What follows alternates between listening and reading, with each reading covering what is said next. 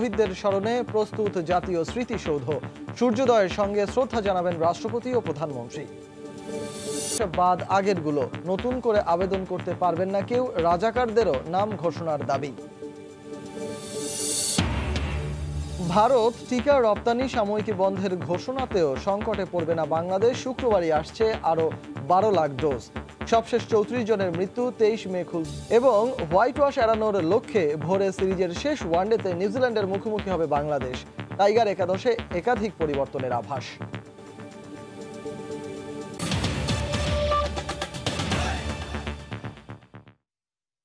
দেখছিলেন শিরোনাম, প্রবাসের সময়, সঙ্গে আছি আমি সজল মিত্র রিচার্ড।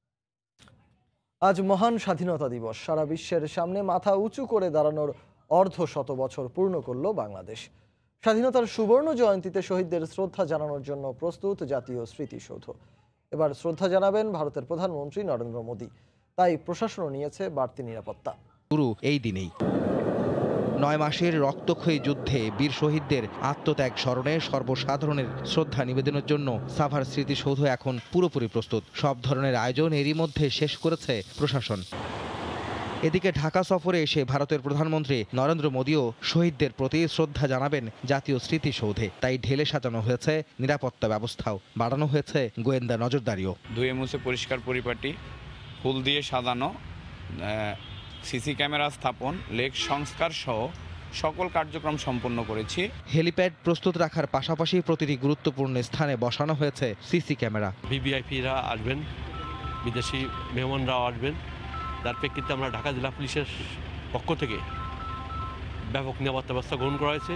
বীর শহীদদের প্রতি প্রধানমন্ত্রী শেখ হাসিনা ও ভারতের প্রধানমন্ত্রী নরেন্দ্র মোদী শ্রদ্ধা নিবেদনের পর সর্বসাধারণের জন্য উন্মুক্ত করা হবে জাতীয় স্মৃতিসৌধ। এবার সকাল 7টা থেকে 9টা এবং দুপুর 1টা থেকে বিকেল 5টা পর্যন্ত জনগণের জন্য উন্মুক্ত থাকবে স্মৃতির মিনার। আহমেদ সালেহিন, সময় সংবাদ। রাষ্ট্রের নাগরিক হিসেবে ন্যূনতম মৌলিক অধিকার প্রাপ্য সব শ্রেণী পেশার মানুষের। স্বাধীনতার 50 বছর পরে সেই মাইল ফলকে পৌঁছাতে পেরেছে কি বাংলাদেশ? হিসেব নিকেশের জটিল পরিসংখ্যান ছাড়াই সেই প্রশ্নের উত্তর খুঁজেছেন শাতিলা শারমিন। সহজ ভাষায় জনগণের প্রত্যাশা আর প্রাপ্তির গল্পে ক্যামেরায় ছিলেন আল মামুন। রাজনীতি বা অর্থনীতির জটিল সমীকরণ জানেন না মানিকগঞ্জের কৃষক শেখ মোহাম্মদ আতাউর রহমান।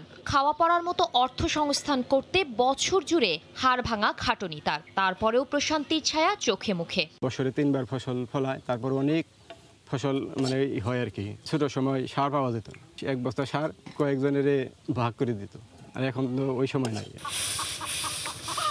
নরগড়া পৌঁছেছেন নানান সেবা। জীবন বোধে তাদের স্বাধীনতার মানে নিজের মতন করে বাঁচার অধিকার। আমাকে এতটা কষ্ট মনে হয় না, নিজে স্বাধীন মতোই থাকি আমরা। ফসল উৎপাদনের জন্য সরকার যথেষ্ট সহযোগিতা করতেছে এবং আমরা উপকৃত হচ্ছি। পল্লীগ্রামেও পল্লী চিকিৎসক মোটামুটি আগে চেয়ে অনেক উন্নত। আগে এত পরিবর্তন ছিল না, কম ছিল, আগের থেকে উন্নত হয়েছে দেশ। অর্ধ শতাব্দী ধরে মহিরুহু হয়ে ওঠা দুর্নীতির বিষবৃক্ষ ছাড়ে না সহজ জীবন পাঠের এই মানুষদেরও। এর থেকে মুক্তি চান তারা। আগের যে মুরব্বীগুলো ছিল তারা কোনো ঘুষ খাইছে না, এখন বিচার সালিশ করা গেলে ঘুষ ছাড়া কোনো বিচারে দেব না। আমাদের ছেলে মেয়ে অনেক দূরে লেখাপড়া করাতে দিতে হয়, আর অসুখ হলে মানিকগঞ্জ হাসপাতালে আমাদের দৌড়াদৌড়ি করতে হয়। অনেক দুর্নীতি হচ্ছে, অফিস আদালত থেকে শুরু করে প্রত্যেকটা জায়গায় ঘুষ ছাড়া আমাদের কোনো কাজকর্ম হয় না। যাদের রক্ত ঘামে বাড়ছে দেশের অর্থনীতি, সেই প্রান্তিক মানুষের কাছে স্বাধীনতা শুধু খেয়ে পড়ে বেঁচে থাকা। 1971 সালে যে স্বাধীনতা হয়েছে, ঠিক আছে, শেখ মুজিবর এটা আমাদের বাঙালির জন্য এটা স্বাধীনতা করছে। স্বাধীনতা তো কষ্ট, আমার ইট ভাটা কাজ করি, পেট চলাই। বেকারত্ব নির্মূল এবং বিচার ব্যবস্থাকে শক্তিশালী করার দাবি তরুণ প্রজন্মের। রাষ্ট্র হোক, জাতি, ধর্ম, বর্ণ নির্বিশেষে সবার। আমি নিজেও মাস্টার্স কমপ্লিট করে অনেক জায়গাতে অ্যাপ্লাই করছি, কিন্তু কোথাও কোনো চাকরি পাচ্ছি না। এই জায়গাটায় আমার মনে হচ্ছে অনেক বেশি পিছিয়ে আসে। অফিস আদালতে বিচারে যখনই আমরা কোথাও যাই, দেখছি রাজনৈতিক প্রভাবটাই আমাদের বেশি প্রতিফলিত হচ্ছে। লাল সবুজের এই স্বাধীনতার সুবর্ণ জয়ন্তীতে শুধুমাত্র শহরের মানুষ না, গ্রামে যারা খেটে খাওয়া মানুষ আছেন তাদের জন্য তৈরি হোক নীতিমালা, তাদের দিকেও চিন্তা করা হোক এবং সবার যে ন্যূনতম চাহিদাগুলো রয়েছে সেগুলো পূরণ হোক। তাহলেই তো আসবে স্বাধীনতার সেই সুফল। শাতিলা শারমিন, সময় সংবাদ, মানিকগঞ্জ। মোমবাতি প্রজ্বলন ও ব্ল্যাক আউটের মাধ্যমে বিশ্বের ইতিহাসে নৃশংসতম হত্যাযজ্ঞ 25 মার্চের কাল রাত স্মরণ করল বাঙালি। ঢাকা বিশ্ববিদ্যালয়ের স্মৃতি চিরন্তন ও জগন্নাথ হলে একযোগে মোমবাতি প্রজ্বলন করে শহীদদের স্মৃতির প্রতি শ্রদ্ধা নিবেদন করেন আপামর জনতা। অন্যদিকে গণহত্যা স্মরণে রাত 9টা থেকে 9টা 1 মিনিট পর্যন্ত সারা দেশে একযোগে ব্ল্যাক আউট কর্মসূচি পালন করা হয়। আলো জেলে অন্ধকারের বিরুদ্ধে অবস্থান, পৃথিবীর ইতিহাসে সবথেকে ভয়াবহ ও নৃশংসতম হত্যাযজ্ঞের প্রতিবাদ। বৃহস্পতিবার সন্ধ্যায় ঢাকা বিশ্ববিদ্যালয়ের জগন্নাথ হল ও স্মৃতি চিরন্তনীতে একযোগে মোমবাতি প্রজ্বলন করে ছাত্র শিক্ষক সহ বিভিন্ন সামাজিক ও সাংস্কৃতিক সংগঠনের সদস্যরা।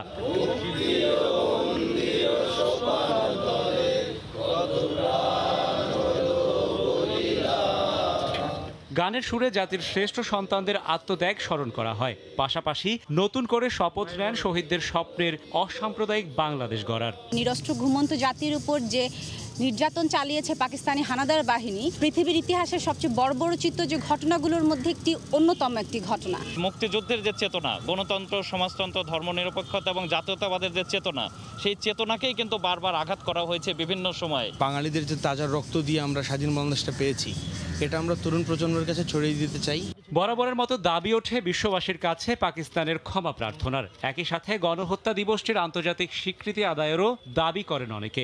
যে মানুষগুলো আমাদের দেশে প্রাণ দিয়ে গেছে, যে ছাত্ররা প্রাণ দিয়ে গেছে, তাদের কথা আমরা সেইভাবে স্মরণ করতে পারিনি এতদিন, কিন্তু আমরা পারতে চাই। বর্বরতাটা হয়েছে, আমরা এটা রাষ্ট্রীয়ভাবে চাই, এটা যেন ক্ষমা চাওয়া হয়। কখনো কখনো কঠিন থেকে কঠিনতর আঘাত মানুষকে শুধু শোকাহতই করে না, বরং সাহস যোগায় দুর্বার শক্তিতে শত্রুর বিরুদ্ধে রুখে দাঁড়াতে। 1971 সালের 25 মার্চ তেমনই এক রাত, যে রাত বারবার ফিরে আসে শোক আর সাহসের শক্তি নিয়ে। এদিকে রাত 9টা থেকে 9টা 1 মিনিট পর্যন্ত অন্ধকারে ছেয়ে যায় পুরো দেশ। ব্ল্যাক আউটের মাধ্যমে ভয়াল সেই রাতের নৃশংসতা স্মরণ করে পুরো জাতি। রাশেদ বাপ্পি, সময় সংবাদ, ঢাকা। সব নেতিবাচক নিরাশাবাচক ভবিষ্যৎবাণী ভুল প্রমাণ করে বাংলাদেশ 50 বছরে বিশ্বের বুকে গর্বিত দেশ হিসেবে মাথা তুলে দাঁড়িয়েছে। দেশের এই অর্জন সাধারণ মানুষের উল্লেখ করে সরকার প্রধান শেখ হাসিনা বলেছেন, স্বাধীনতার সুবর্ণ জয়ন্তীতে দেশকে নতুন উচ্চতায় উন্নীত করার নতুন শপথ নিতে হবে সবাইকে। বৃহস্পতিবার সন্ধ্যায় মহান স্বাধীনতা দিবস উপলক্ষে জাতির উদ্দেশ্যে ভাষণে একথা বলেন প্রধানমন্ত্রী। বঙ্গবন্ধু শেখ মুজিব নামের এই মহাপুরুষের জন্ম হয়েছিল বলেই আজ আমরা স্বাধীন সার্বভৌম বাংলাদেশের গর্বিত নাগরিক। 75 পরবর্তী অবৈধভাবে ক্ষমতা দখলকারী অগণতান্ত্রিক শাসকেরা বাংলাদেশকে আদর্শচ্যুত করেছে। দীর্ঘ 21 বছরে দেশের মানুষকে ধোঁকা দিয়েছে। স্বাধীনতার অর্ধশত বছর অতিক্রম করা জাতীয় জীবনে একটি তাৎপর্যপূর্ণ মাইল ফলক। 1 দশক আগেও বাংলাদেশকে যেখানে দারিদ্র্য আর অনুন্নয়নের উদাহরণ হিসেবে উপস্থাপন করা হতো, আজ উন্নয়ন বিশেষজ্ঞগণ সেই বাংলাদেশকেই দারিদ্র্য জয় এবং উন্নয়নের আদর্শ মডেল হিসেবে তুলে ধরছেন। বাংলাদেশ সম্পর্কে সকল নেতিবাচক ও নিরাশাবাচক ভবিষ্যৎবাণী আজ অসার প্রমাণিত হয়েছে। বিশ্বের বুকে বাংলাদেশ আজ গর্বিত দেশ হিসেবে মাথা উঁচু করে দাঁড়িয়েছে। আজকে এই অর্জন এদেশের সাধারণ মানুষের। আজকের এই উত্তরণের পথ মোটেই মসৃণ ছিল না। দেশের ভিতরে বাইরে স্বাধীনতা এবং মুক্তিযুদ্ধ বিরোধী শক্তি বাংলাদেশের অগ্রযাত্রাকে ব্যাহত করতে নানা অপতৎপরতা চালিয়েছে। সে প্রক্রিয়া এখনও অব্যাহত আছে। কাজেই আমাদের সকলকে অতন্দ্র প্রহরীর মতো ভূমিকা নিয়ে দেশবিরোধী সকল অপতৎপরতা রুখে দাঁড়াতে হবে। জাতির পিতার জন্মশতবার্ষিকী এবং স্বাধীনতা সুবর্ণ জয়ন্তীকে সামনে রেখে আমাদের দেশকে নতুন উচ্চতায় নিয়ে যাওয়ার নতুন করে শপথ নিতে হবে। স্বাধীনতার সুবর্ণ জয়ন্তীতে শুক্রবার ঢাকা সফরে আসছেন ভারতের প্রধানমন্ত্রী নরেন্দ্র মোদী। সফরের দ্বিতীয় দিন 27 মার্চ সাতক্ষীরার শ্যামনগরে যাচ্ছেন তিনি। এজন্য যাবতীয় প্রস্তুতি নিয়েছে স্থানীয় প্রশাসন। পুরো শহরকে সাজানো হয়েছে নতুন রূপে। সাতক্ষীরা থেকে মমতাজ আহমেদ বাপির পাঠানো তথ্য ও ছবি নিয়ে রিপোর্ট। সনাতন ধর্মাবলম্বীদের ৫১ পীঠের একটি জাগ্রত দেবীর তীর্থস্থান খ্যাত সাতক্ষীরার শ্যামনগরের ঈশ্বরীপুর কালী মন্দির। আগামী ২৭ মার্চ এই মন্দিরটি প্রদর্শনে যাবেন ভারতের প্রধানমন্ত্রী নরেন্দ্র মোদী।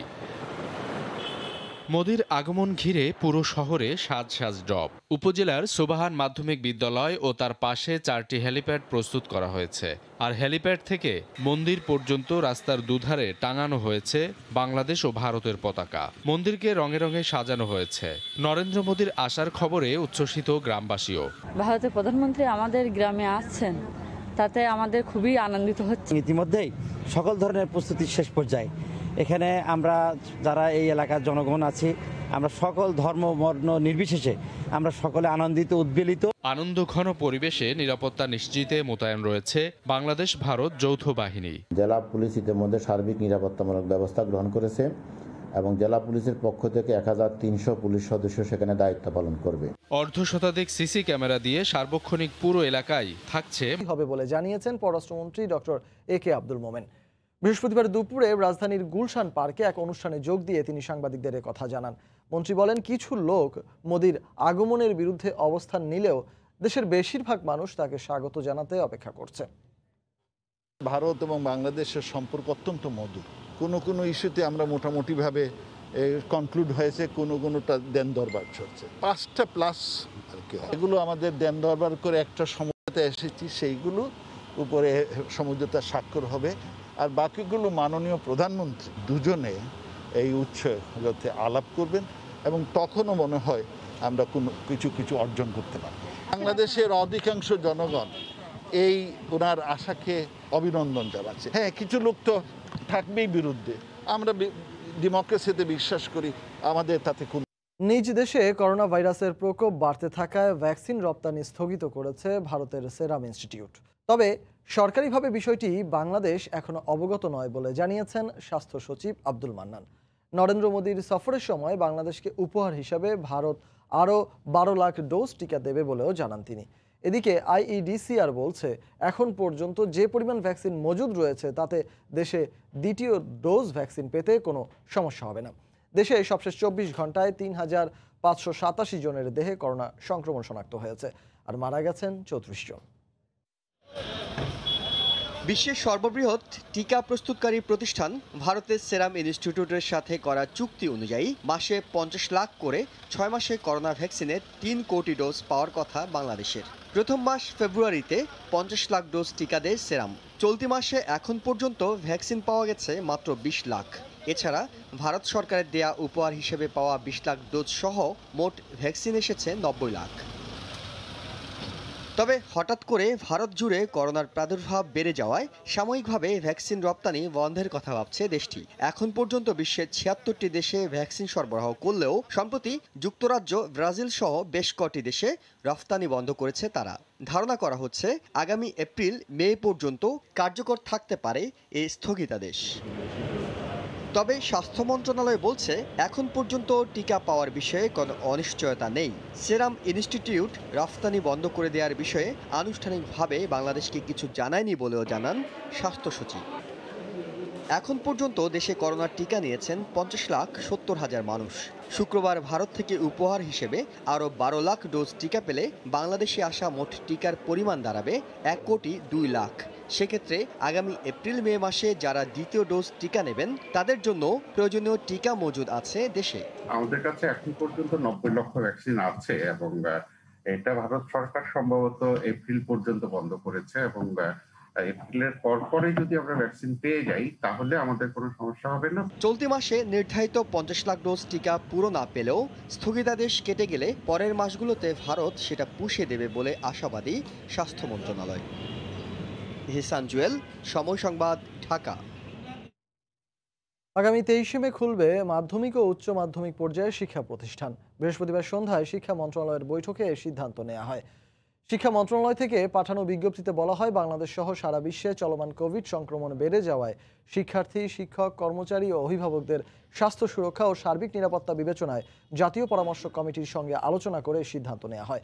এক্ষেত্রে মাধ্যমিক ও উচ্চ মাধ্যমিক পর্যায়ের সকল শিক্ষা প্রতিষ্ঠানে শ্রেণীকক্ষে পাঠদান ঈদের পর ২৩ মে শুরুর সিদ্ধান্ত হয়েছে। এক্ষেত্রে অব্যাহত থাকবে অনলাইন ক্লাস।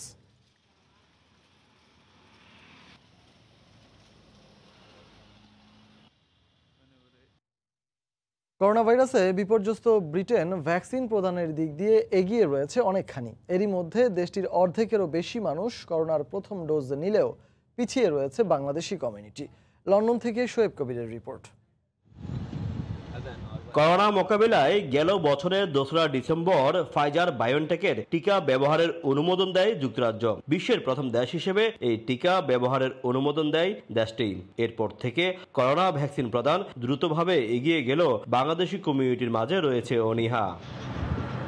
ইতিমধ্যে ব্রিটিশ সরকারের কার্যালয় থেকে এই বিষয়ে লন্ডনস্থ বাংলাদেশ হাই কমিশনকে অবগত করা হয়েছে বলে জানান হাই কমিশনার সাইদা মুনা তাসনিম। কোনো প্রকার সংশয় ছাড়াই এই ভ্যাকসিন গ্রহণের জন্য আহ্বান জানান তিনি। যুক্তরাজ্যে প্রবাসী আমার ভাই বোনদের বলতে চাই, আপনারা কোনো প্রকার গুজবে কান না দিয়ে, কোনো প্রকার অনাস্থা না রেখে আপনাদের সরকার এবং NHS এর প্রতি সম্পূর্ণ আস্থা রেখে কোভিড ভ্যাকসিনটি গ্রহণ করবেন। আপনারা জেনে রাখবেন, এই অক্সফোর্ড ভ্যাকসিনটি কিন্তু বাংলাদেশে সবাই গ্রহণ করছেন। প্রবাসী বাংলাদেশিদের মধ্যে যারা ভ্যাকসিন নিয়েছেন তাদের মাঝে কোনো প্রকার পার্শ্ব প্রতিক্রিয়ার খবর পাওয়া যায়নি। ভ্যাকসিন গ্রহণকারীরাও উদ্বুদ্ধ করছেন অন্যদের ভ্যাকসিন গ্রহণের জন্য। এর আগে আমি অনেক কিছু শুনছিলাম, কিন্তু যখন ভ্যাকসিন নেই দেখা গেল যে কিছুই না, কোনো ব্যথা বা কোনো কিছুই বোধ পাইনি। আমি অ্যাস্ট্রাজেনেকার ভ্যাকসিন দিছি, আমার কোনো ধরনের কোনো সাইড এফেক্ট হয় নাই, একদম নরমাল হয় নাই। ব্রিটেনে অক্সফোর্ড ও ফাইজারের টিকার প্রথম ডোজ নিয়েছেন প্রায় 3 কোটি মানুষ, আর দ্বিতীয় ডোজ নিয়েছেন অন্তত 24 লাখ। শোয়েব কবির, সময় সংবাদ, লন্ডন। করোনা থেকে বাঁচতে অপরিহার্য হয়ে উঠেছে হ্যান্ড স্যানিটাইজার। এর ব্যবহারও বেড়েছে বহুগুণ। আয়ারল্যান্ডও ব্যতিক্রম নয়। সাথে ব্যবসাও এখন বেশ জমজমাট। একসময় চিকিৎসা ও গবেষণা ক্ষেত্রে এর ব্যবহার হলেও করোনাকালীন সময়ে এই হ্যান্ড স্যানিটাইজার ব্যবহার এখন সর্বত্র। আয়ারল্যান্ড থেকে সৈয়দ জুয়েলের রিপোর্ট। 54 বছর আগে লাতিন আমেরিকান সেবিকা লুপি হার্নান্ডেজ হাত সুরক্ষিত রাখার জন্য অ্যালকোহল দিয়ে হ্যান্ড স্যানিটাইজার তৈরি করেন। তখন থেকে দীর্ঘ সময় এটি চিকিৎসা ও গবেষণার কাজে নিয়োজিত ব্যক্তিদের মাঝেই সীমাবদ্ধ ছিল। তবে জীবাণুমুক্তকরণ স্যানিটাইজার সবচেয়ে বেশি পরিচিতি পায় করোনা মহামারী শুরুর পর থেকে। হাতকে সুরক্ষিত রাখতে আয়ারল্যান্ডে শপিং মল থেকে শুরু করে প্রতিটি জনসমাগম এলাকায় হ্যান্ড স্যানিটাইজার রাখা হয়েছে। নিজেকে সুরক্ষিত রাখতে হ্যান্ড স্যানিটাইজারের ব্যবহার খুবই গুরুত্বপূর্ণ, আর এতে আমরা অভ্যস্ত হয়ে গেছি। বাইরে বের হলে শপিং এ বা কাজের জায়গায় সবসময় ব্যবহার করি হ্যান্ড স্যানিটাইজার। যেসব হ্যান্ড স্যানিটাইজারে 60 থেকে 95% অ্যালকোহল আছে, সেসব হ্যান্ড স্যানিটাইজার জীবাণু ধ্বংসে সক্ষম। এক্ষেত্রে রাবিং অ্যালকোহল রয়েছে এমন হ্যান্ড স্যানিটাইজারই ব্যবহারের পরামর্শ বিশেষজ্ঞদের। সৈয়দ জুয়েল, সময় সংবাদ, আয়ারল্যান্ড। বিশ্বের সবচেয়ে বেশি আয়কর গ্রহণকারী দেশের মধ্যে অন্যতম সুইডেন। তবে মোট আয় এবং ব্যয়ের উপর ভিত্তি করে বছর শেষে অনেকেই আবার মোট দেয়া আয়করের একটা অংশ ফেরত পান। দেশটিতে সঠিক পরিমাণ আয়কর পরিশোধ না করা হলে জেল জরিমানা ছাড়াও বসবাসের অনুমতি হারাতে পারেন অভিবাসীরা। সুইডেন থেকে শফিউল আলমের প্রতিবেদন।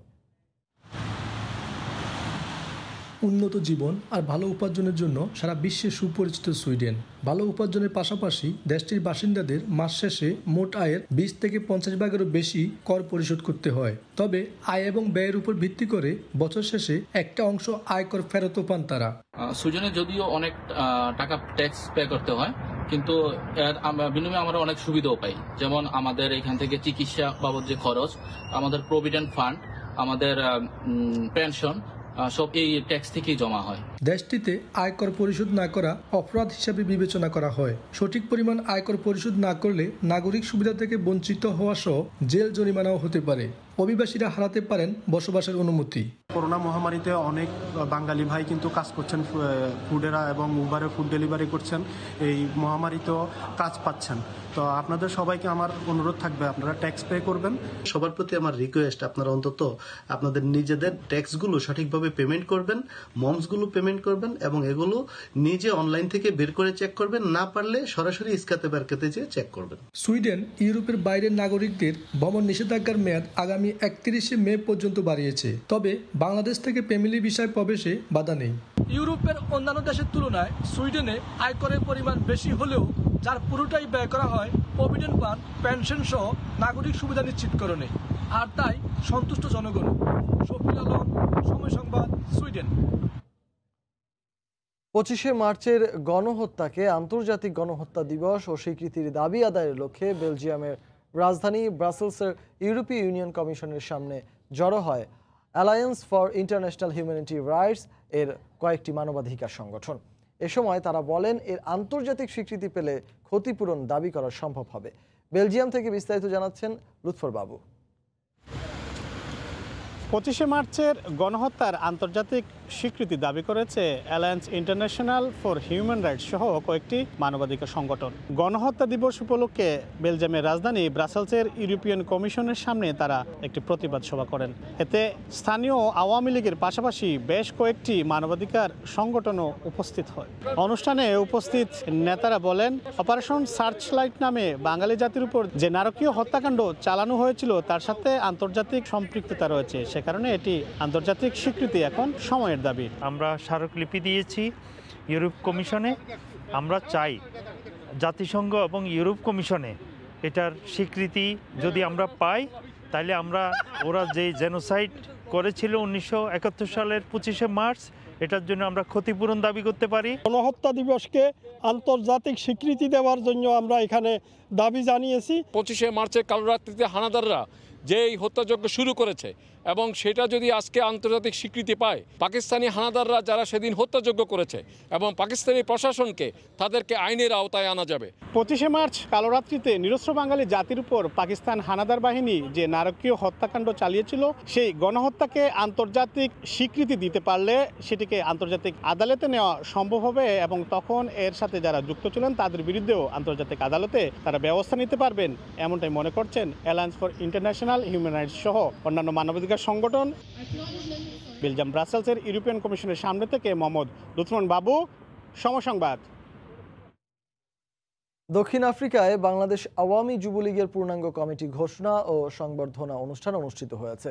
কেপটাউনের মারিয়াম কমিউনিটি সেন্টারে আয়োজিত অনুষ্ঠানে রুবেল আহমেদকে সভাপতি, জামাল ব্যাপারীকে সাধারণ সম্পাদক এবং রকিকে সাংগঠনিক সম্পাদক করে 101 সদস্য বিশিষ্ট কেন্দ্রীয় কমিটি ঘোষণা করা হয়। ফরিদ আহমেদের সভাপতিত্বে মোক্তার মাতবরের তত্ত্বাবধানে অনুষ্ঠানের প্রধান অতিথি ছিলেন আব্দুর রহিম সাফিউদ্দিন। প্রধান বক্তার বক্তব্য রাখেন নাসরুল্লাহ নাসরু। এছাড়াও সোহেল খান, মোহাম্মদ রায়হান সহ দলের অন্যান্য নেতৃবৃন্দ বক্তব্য রাখেন।